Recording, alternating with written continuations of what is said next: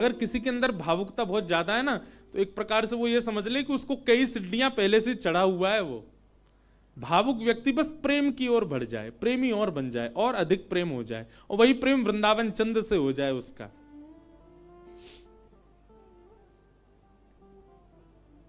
हम कई जगह कथा करने जाते हैं, तो कथा करके जब निकलने लगते हैं ना वापस 7 दिन पूरे होने के बाद, बहुत लोग भावुक हो जाते हैं। जिनके यहाँ रुकने का प्रसंग होता है वो लोग भावुक। एक जगह तो बहुत ही भयानक स्थिति हुई, मैं ही घबरा गया। एक जगह कथा थी, अब जगह का नाम तो नहीं लूंगा मैं, तो वहां जो यजमान थे, मुख्य यजमान, वो इतने भावुक, इतने भावुक, पहले दिन से ही रोने लग गए। मैंने क्यों, क्या हो गया? बोले अब 6 दिन रह गए, आप 6 दिन रहोगे, बस लाल जी के केवल 6 दिन दर्शन होंगे। दूसरे दिन और रोने लग गए। मैंने कि भैया तुम ऐसे मत करो, अभी तो कथा तो पूरी करनी है हमको। चौथे दिन सबका नाच रहे थे, नंद घन आनंद भयो जो, वो कोने में खड़े होकर रो रहे। बोले क्यों, क्या हो गया? 3 ही दिन रह गए अब बस।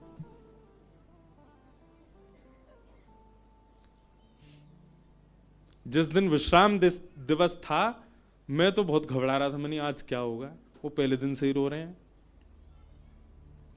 वही हुआ। अच्छा, ऐसा और था कि कथा करते ही मुझे एयरपोर्ट जाना था, मेरी फ्लाइट थी। कथा भी मैंने सुबह सुबह की थी 7 बजे से।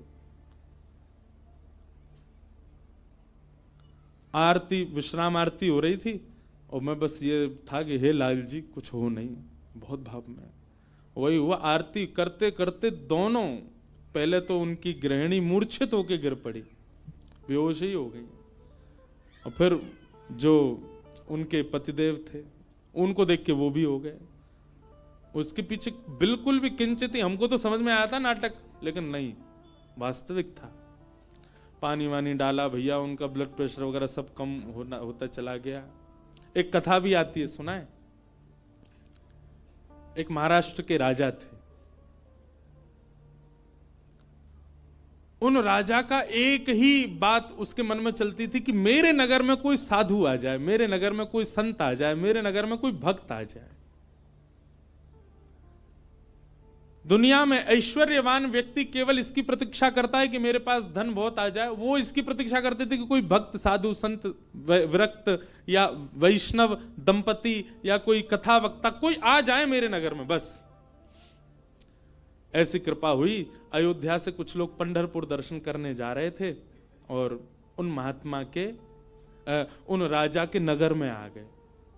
नगर से होके पंढरपुर का रास्ता था, तो पंढरपुर की ओर जा रहे थे। शाम काल का समय हो गया। राजा को पता चली संतों की टोली आ रही है। वो तो ऐसा और था राजा, वो दूर दूर तक उसने अपने सैनिक लगा रखे थे। बोले आसपास के रास्तों से अगर कोई संत निकल के जा रहे हैं, उनसे भी कहो यहां होके जाएं, हमारे नगर में होके जाएं। ऐसी भगवत प्रीति, भक्त प्रीति भी सबके हृदय में नहीं होती।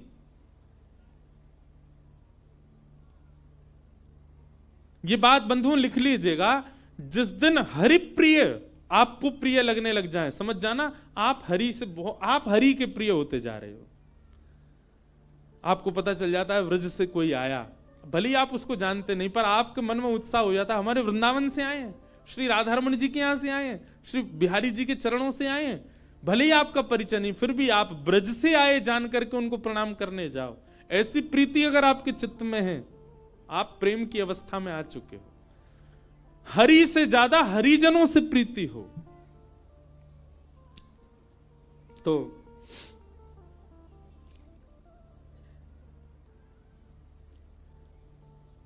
अयोध्या से संतों की टोली आई। रात में राजा ने खूब सुंदर उनका स्वागत किया, सबके लिए बढ़िया शिविर बनवाए, बढ़िया सबके लिए भोजन की व्यवस्था करी। सब साधु महात्मा बड़े प्रसन्न हो गए। बोले वाह भैया राजा, तेने तो हमारो दिल जीत लिया, क्या सुंदर व्यवस्था की, सब संतों के, सबके चरण धोए, सबको माला पहनाई, प्रसाद पवाया, सोने की उत्तम व्यवस्था। और राजा रात में सोने अपने महल में नहीं गया, वहीं बैठा शिविर के बाहर ही पूरे परिवार सहित, कि कोई संत कोई आज्ञा कर दें सेवा के लिए, हम उनकी सेवा करें।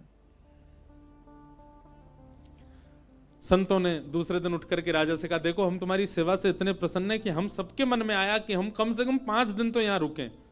राजा रोने लगा, बोले महाराज मेरे ऊपर बड़ी कृपा, आप रुकिए। 5 दिन पूर्ण हुए, सब संत बोले भैया हमको पंढरपुर जाना है, अब आप हमको आज्ञा दो। राजा बोला भगवान मैं अपनी एक बात निवेदित करूं। बोले क्या?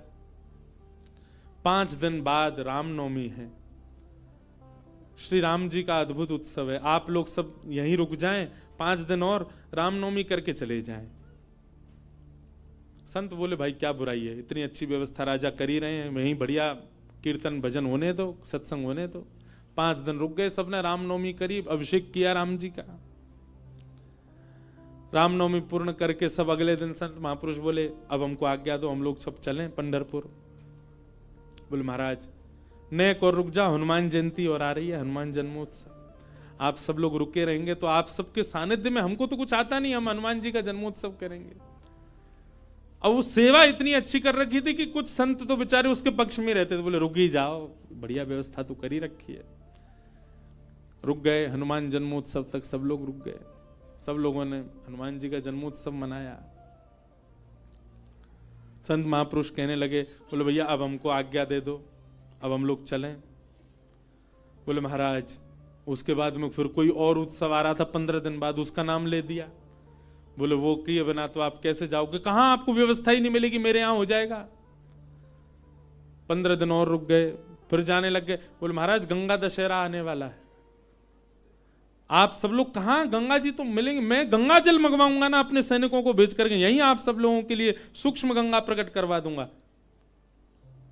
फिर रुक गए, गंगा दशहरा हो गए। सब करते करते करते महाराज जेठ का महीना निकल गया। कब आए थे? रामनवमी पे आए थे, तब से जेठ आ गई। जेठ के बाद अब फिर जन्माष्टमी राधाष्टमी के उत्सव आ गए। वो उत्सवों के बहाने दे दे करके संतों को रोक लें। महाराज अब तो चातुर्मास करना पड़ेगा आपको, चातुर्मास प्रारंभ, कहां जाओगे, यहीं कर लो। चातुर्मास करवा दिया। चातुर्मास के बाद कार्तिक का महीना आ गया, कार्तिक में तो मैं जाने नहीं दूंगा आप लोगों को। दिवाली होली ये तो यहीं करनी पड़ेगी, होली आ रही है, होली पे तो सब संग रहेंगे। करते करते फिर से रामनवमी आ गई। संत जनों ने चरण पकड़े, बोले राजन अब तो जान दो हम। संत तो राजा बोले एक काम करो, क्या बाल भोग करके चले जाओ, कुछ नहीं तो सुबह का बाल भोग तो ले लीजिए। बोले ठीक है। अब बाल भोग भाग पा करके तैयार हुए ही थे, बोले बाल भोग पा लिया सब। बोले देखे ना कढ़ाई चढ़ गई है, राजभोग बनना है, राजभोग तो पा जाओ। संत बोले जो नहीं हिलने देगा हमको। बोले देखो ये सब अनादर हो जाएगा, इतनी पूड़ी कचौड़ी सब्जी बन रही है, इनको तो पा जाओ। यहां राजभोग पाने लगे, एक संत ने घूम के देखा तो रात के ब्यारू भोग भी बनने शुरू हो गए थे। बोले ब्यारू करके जाने देगा। अंत तो गत्वा उस राजा की स्थिति ऐसी हो गई, जब संत लोग हट में आ गए कि नहीं हम तो जाएंगे, राजा के यहां से उस क्षेत्र से जैसे ही बाहर निकले, तब तक तो राजा रो रहा था, संतों के जाते ही राजा अचेत हो गया, प्राण निकल गए उसके। मैं संतों के बगैर कैसे रहूं, हम इस स्थिति में हम तो कभी आ ही नहीं सकते। खैर सुन लीजिए, बस हमारे यहां तो 4 दिन रुक जाए तो कब जाएंगे ये बला, बैठ गए हमारे घर में आके। सब तरीके के लोग होते हैं। अब तो लोग हमको बहुत प्रेम करने लग गए, जब हमको कोई जानता नहीं था तब हमने भी ऐसे घरों में रुके हैं। पर सत्य बात है बंधुओं, ठाकुर जी से प्रेम तो सबको हो जाता है, पर हरिजनों से जिसको प्रेम हो जाए समझ जाओ कि उसको ठाकुर जी से, वो अब प्रेम की अवस्था में आ चुका है। जिसको हरिजन प्रिय लगने लग जाए, हरि के जन प्रिय लगने लग जाए। आप लोग किया करो, कभी एयरपोर्ट, रेलवे स्टेशन, कभी अनजान स्थान पर कोई तिलक मात्र लगाया घूम रहा हो, उसको भी जय सिया राम, जय श्री कृष्ण। सामने वाला प्रत्युत्तर में अगर ये पूछ ले भैया कौन, कुछ नहीं आपके माथे पे हमने तिलक देखा, कंठ में हमने तुलसी जी देखी तो हमको लगा कि आप वैष्णव हो इसलिए हमने प्रणाम किया। ऐसा स्वभाव। तो प्रथम गंतव्य ठाकुर जी नहीं होने चाहिए, पहला गंतव्य प्रेम होना चाहिए। हमारे भजन का, हमारे साधन का, हमारी कथा का, हमारे नियमों का, सबका प्रथम पहले किसको प्राप्त करना है कि पहले हम प्रेमी बने। पहले ठाकुर जी नहीं, पहले ठाकुर जी के लायक बनो। और फिर जब लायक बन जाओगे, ठाकुर जी को कभी अपने केंद्र बिंदु में मत रखो। एक बात बहुत ध्यान से सुनो, किसी को पाने के लिए आप मत तड़पो, स्वयं को ऐसा बनाओ कि सामने वाला आपको पाने के लिए तड़पे, सामने वाला आपको पाना चाहे।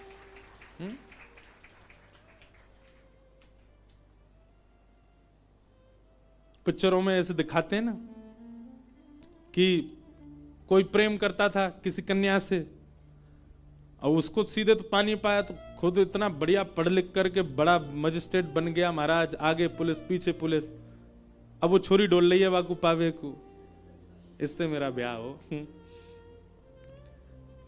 ठीक वैसे ही ये बात शास्त्रीय है कि ठाकुर जी को पाने के लिए आप केंद्र बिंदु ठाकुर जी को मत रखो चित्त में कि उनको मुझे प्राप्त करना है।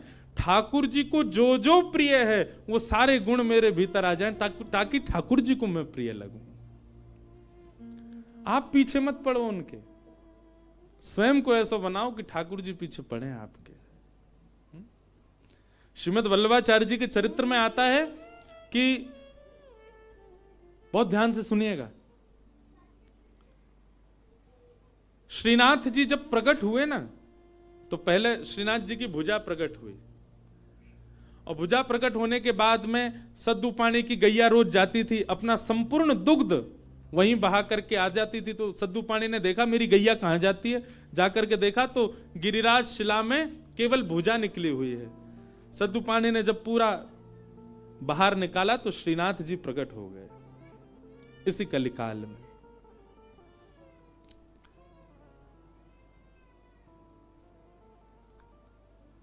तो सद्दू पाणी ने ठाकुर जी से प्रार्थना की कि ठाकुर जी आपके लिए क्या लाऊं मैं, आप क्या पाएंगे, क्या व्यंजन लेंगे, क्या भोग प्रसाद लेंगे, आप विश्वास मानेंगे। हमारे श्री जी बाबा श्रीनाथ जी उन्होंने कहा, बोले हे सद्दू पाणी, जब तक मेरे श्रीमद् वल्लभाचार्य जी नहीं आएंगे तब तक मैं केवल दूध पीऊंगा। ठाकुर जी ने पयोव्रत किया, भक्त भगवान के लिए व्रत करता है, पर ठाकुर जी ने व्रत किया कि जब तक वल्लभाचार्य जी नहीं आएंगे मैं केवल दूध पीऊंगा। श्रीनाथ जी जो आजकल उदयपुर के पास नाथ द्वार में विराज रहे हैं, जब ये गिरिराज जी में प्रकट हुए तब की लीला है। इस बार हमारे लाल जी का उत्सव नाथ द्वारा में ही है, श्रीनाथ जी में 11 से 17 जनवरी। बाद में एक अजब कुमारी नाम की एक भक्ता हुई थी, उसके लिए ठाकुर जी उदयपुर चले गए, उदयपुर के पास नाथ द्वारा में। प्रकट तो आप गिरिराज जी में ही हुए थे। तो ठाकुर जी कितने वर्षों तक केवल दूध पी करके रहे। एक दिन अपनी समस्त शिष्य मंडलियों के साथ श्रीमद् वल्लभाचार्य जी महाराज जब गोवर्धन पधारे, पूरे ब्रज में हल्ला हो गया, कोई बहुत बड़े आचार्य आए हैं, बोले नाम क्या, बोले वल्लभाचार्य। जब ये नाम सद्दू पाणी के कान में पड़ा, ब्रजवासी सद्दू पाणी दौड़े दौड़े गए और वल्लभाचार्य जी के चरणों में निवेदन करके रोने लगे। वल्लभाचार्य जी बोले रो क्यों रहे हो?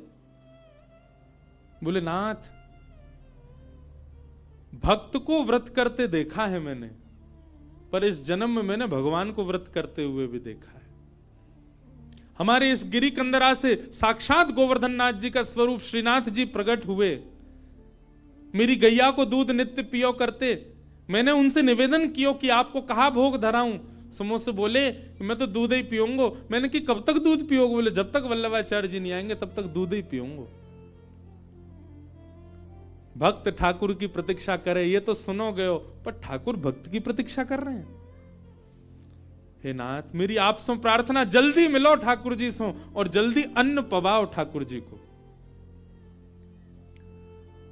श्रीमद् वल्लभाचार्य, आप सबने चित्र देखा होगा निश्चित ही, अगर कोई श्रीनाथ जी से या हमारे गोवर्धन नाथ जी से परिचित है, वल्लभाचार्य जी के भाव में है। सद्दू पाणी ने आवाज लगाई, लालन, हे श्री जी बाबा देखो श्रीमद् वल्लभाचार्य पधारे हैं।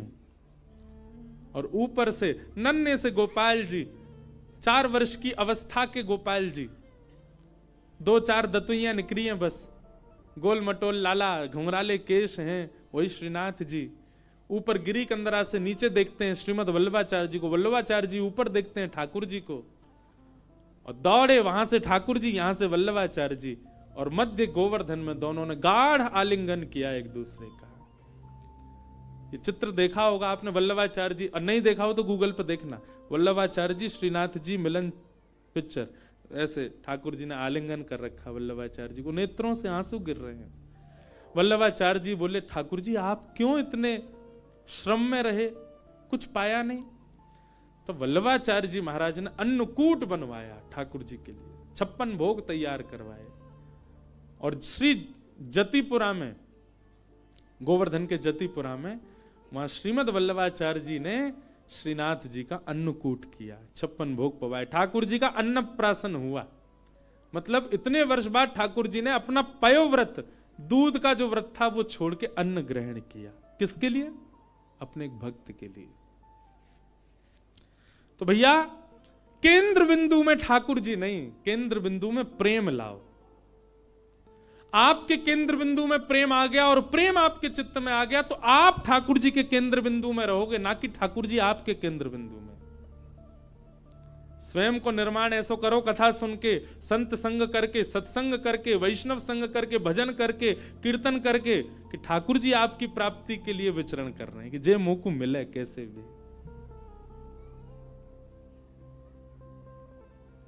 आज से आपके भजन साधन में उद्देश्य भगवत प्राप्ति नहीं, प्रेम की प्राप्ति हो।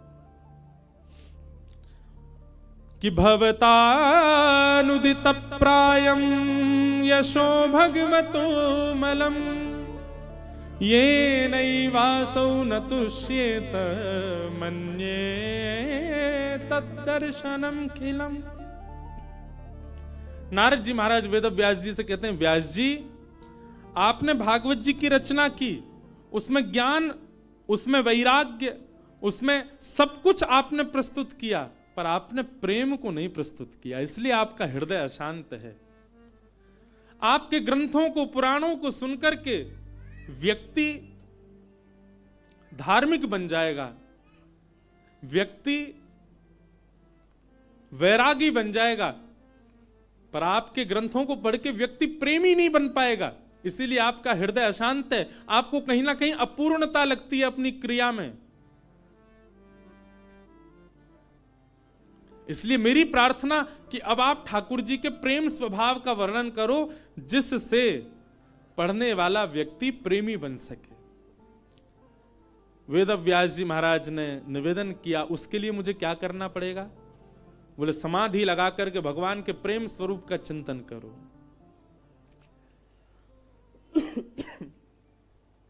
श्री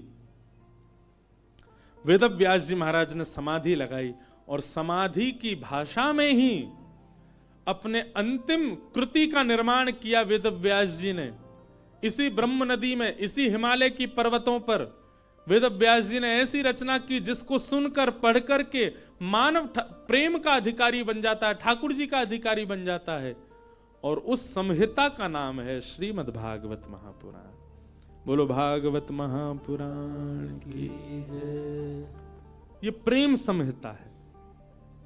भागवत जी श्रवण के बाद, भागवत जी अध्ययन के बाद, भागवत जी के अवलोकन के बाद प्रेम प्रस्तुत होता है चित्त में।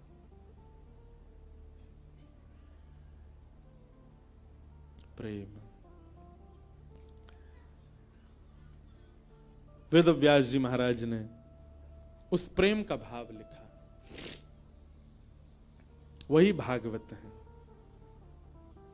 बंधुओं, आपको अगर अपनी कृति से, कई लोगों को अपने जीवन से भी बहुत अपूर्णता का अनुभव होता है। हम आपको एक बात बता रहे हैं, बहुत सावधानी से सुनो। अपने कर्म से, अपने जीवन से, अपने संबंध से कई लोगों का मन बहुत जल्दी उचट जाता है। कई लोगों को अपना जीवन भी अच्छा नहीं लगता। क्यों? केवल प्रेम नहीं है आपके जीवन में। आप भागवत जी का आश्रय लीजिए और भागवत जी का आश्रय लेकर के आप प्रेम जीवन में ले आइए, आपको सब कुछ अच्छा लगने लगेगा। एक बात बता रहे हैं, प्रेमी व्यक्ति का स्वभाव ऐसा हो जाता है कि वो अव्यवस्था में भी प्रसन्न रहने लगता है। अप्रेमी व्यक्ति का स्वभाव कैसा होता है? वो कहीं भी जाएगा ना, नाक मुंह मोड़ता ही रहेगा। यहां तो ये है, यहां तो ऐसा है, यहां मैं कैसे बैठ जाऊं, ये मैं कैसे खा लूं, यहां मैं कैसे बैठ सकता हूं, यहां मैं कैसे नहा सकता हूं, यहां मैं कैसे रह सकता हूं। इस व्यक्ति के साथ मैं कैसे जी पाऊंगा, इस माहौल में मैं कैसे रह पाऊंगा। ये सब जगह जो अपने आप को अपरिपूर्ण माने, समझ जाना, अप्रेमी व्यक्ति है। पर प्रेमी कैसा होता है, वो जहां बैठ जाता है ना, वो स्थान ही अच्छा लगने लग जाता है। कई बार आपने कुछ ऐसे स्थान देखे होंगे, उन स्थानों पर कभी आपकी नजर ही नहीं पड़ी होगी, या उस स्थान को देख करके आपने सोचा होगा ये तो सामान्य सी जगह है, ये कौन सी बड़ी बात है। पर उसी स्थान पर कोई भगवत प्रेमी जाकर के बैठ जाता है तो उस स्थान की रौनक ही बदल जाती है, उस स्थान का माहौल ही बदल जाता है। अरे स्थान नहीं, कई बार कई रंग हमको प्रिय नहीं होते। मैं अपना अनुभव बता रहा हूं, कई रंग हमको प्रिय नहीं होते, कई कलर्स हमको अच्छे नहीं लगते, पर वही रंग वही कलर, उसमें कोई प्रेमी व्यक्ति अगर आ जाए, उस प्रेमी व्यक्ति उस कलर में या रंग का आश्रय ले ले, वो रंग भी अच्छा लगने लग जाता है। कई सब्जियां आपको अप्रिय लगती होंगी, पर वही कोई प्रेमी के हाथों से प्रसाद रूप में आपको मिल जाए, आप उसका पान करेंगे, सेवन करेंगे, आपको अत्यंत अद्भुत। और अगर आपको अनुभव करना हो तो हम बता रहे हैं, अरबी की सब्जी हर कोई नहीं पा सकता, इतनी बढ़िया नहीं लगती। हमारी श्री जी को बहुत प्रिय है, किशोरी जी को बहुत प्रिय है, लाडली जी को अरबी का भोग लगता है। कभी जाइए राधाष्टमी के समय पर, या वैसे भी हमारे तटीय स्थान वृंदावन में अरबी की सब्जी बनती है।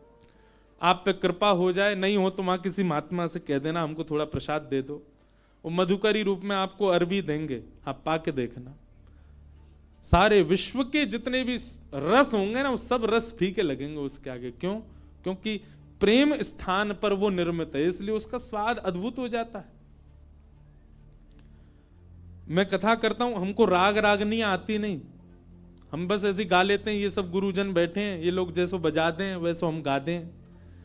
कई राग ऐसे हैं, उनको पहले मैं जब सुनता था ना, तो मेरा मन बड़ा उच्चाटित सा हो जाता था कि ये कैसे गाएंगे, ये तो बड़ा विचित्र सा राग है।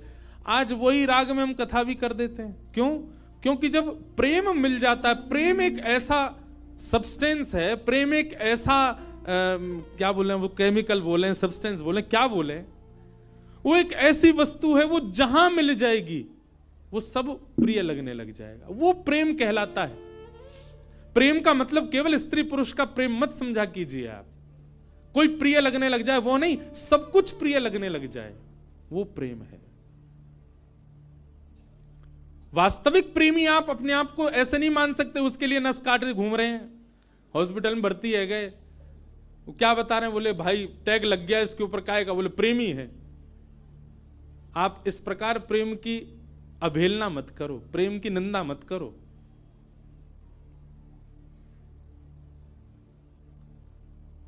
गंगा जी पे सब जगह चले जाओ, पहाड़ों में, नदियों में, सब जगह एक पॉइंट होता है, क्या बोल, इसको सुसाइड पॉइंट बोलते। क्यों?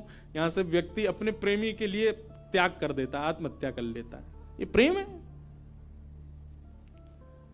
प्रेम में केवल एक व्यक्ति प्रिय नहीं लगता, प्रेम में सब कुछ प्रिय लगने लग जाता है। बुद्ध, भगवान बुद्ध प्रेमी थे। एक मदिरा पान किया हुआ व्यक्ति जिससे सब दूर भागते हैं, नाली में पड़ा था और बुद्ध भगवान ने उसको देख लिया, अपने शिष्यों से कहा तुरंत इसको निकालो यहां से। कोई पीछे जा रहा, कोई आगे जा रहा, सोच रहे हैं, विचार कर रहे हैं, नाली में पड़ा है, दुर्गंध आ रही है, इसने पी भी रखी है। स्वयं भगवान बुद्ध लग गए उसको निकालने में। शिष्यों ने कहा, बोले कि वो एक कुभाव वाला व्यक्ति, मदिरा पान करने वाला व्यक्ति, उसका आचरण शुद्ध नहीं, और आप उसको ऐसे बचाने लग गए, ऐसे उसको संभालने लग गए। तो बुद्ध भगवान बहुत अच्छी बात कहते हैं, तुम साधक क्यों बने हो, तुम भक्ति के पथ पर क्यों चल रहे हो?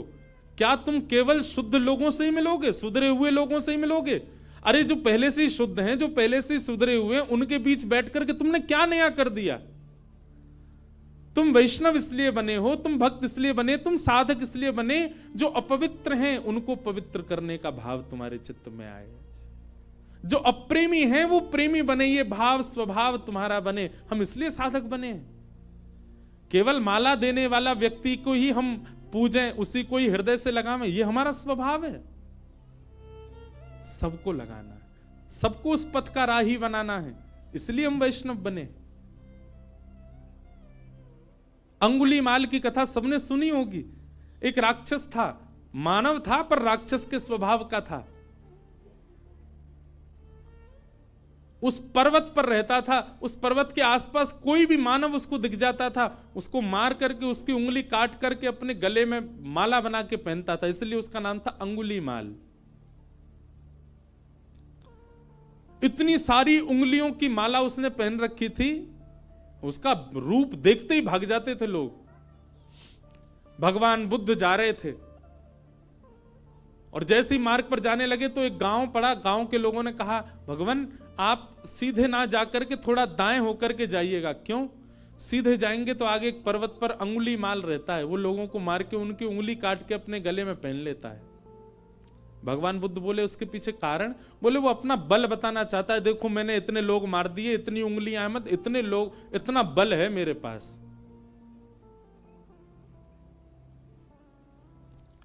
भगवान बुद्ध कहते हैं भय का बल नहीं होता, प्रेम का बल होता है।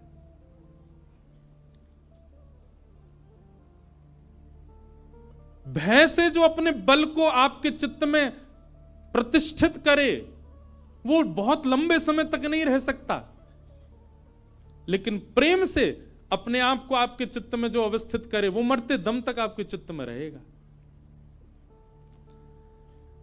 मानस जी में एक बहुत अच्छी लीला आती है कि राम जी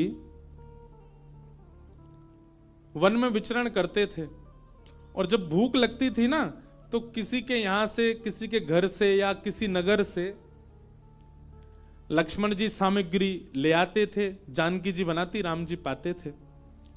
लेकिन ऐसा वर्णन आता है कि कई बार लक्ष्मण जी को सामग्री नहीं मिली और वनवासी थे तो उनके पास धन भी नहीं था, भाई दे के ले लें।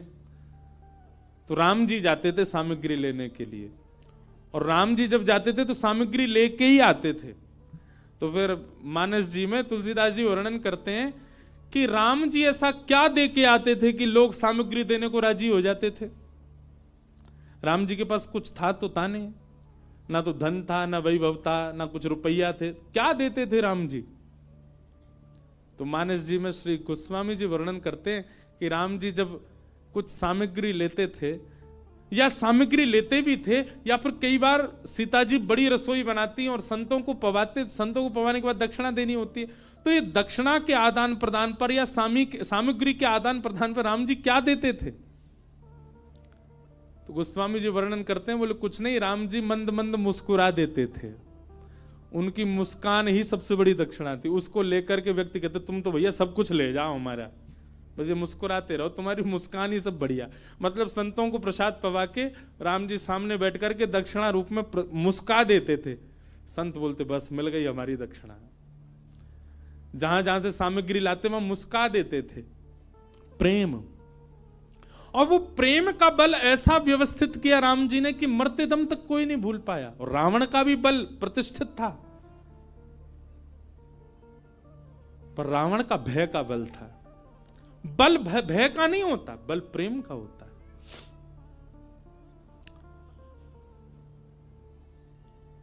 बुद्ध भगवान चले गए उसी मार्ग पर जहां अंगुलीमाल था। जैसे पहुंचे पर्वत के ऊपर, अंगुलीमाल ने दूर से ही कहा मैं साधु सन्यासियों का बहुत सम्मान करता हूं, पहले तुमको सचेत कर रहा हूं, मार्ग बदल दो अपना, मेरे पास आ गए तो तुम्हारा सर धड़ से अलग कर दूंगा, मैं चेतावनी दे रहा हूं, मेरे पास मत आना। पर बुद्ध रुके नहीं, सीधे चले गए।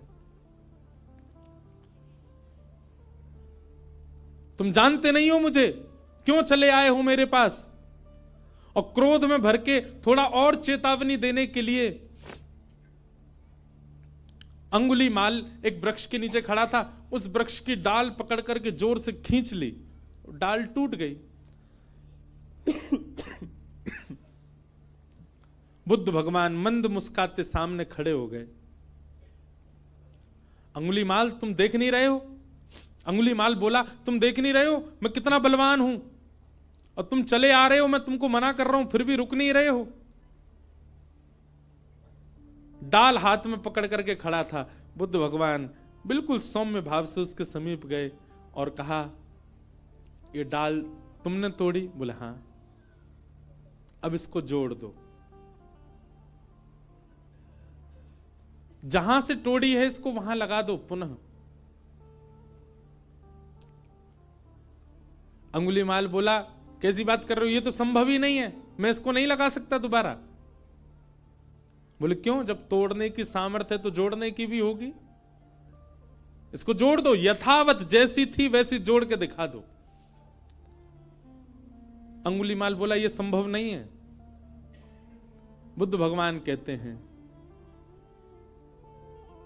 जिसको तुम जोड़ नहीं सकते उसको तोड़ने का अधिकार तुमको किसने दिया?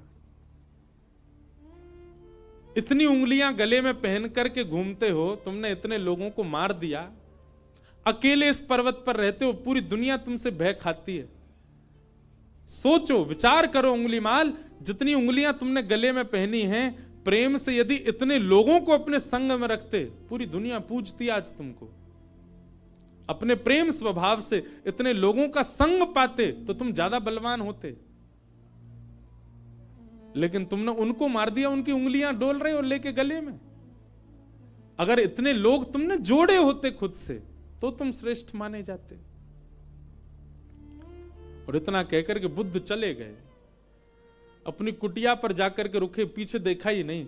कुटिया पर जाकर के जब पीछे देखा, अंगुलीमाल चरणों में गिर गया। बुद्धम शरणम गच्छामि, मुझे क्षमा कर दो भगवान, और सदा के लिए उनके हो गए। यह है प्रेम।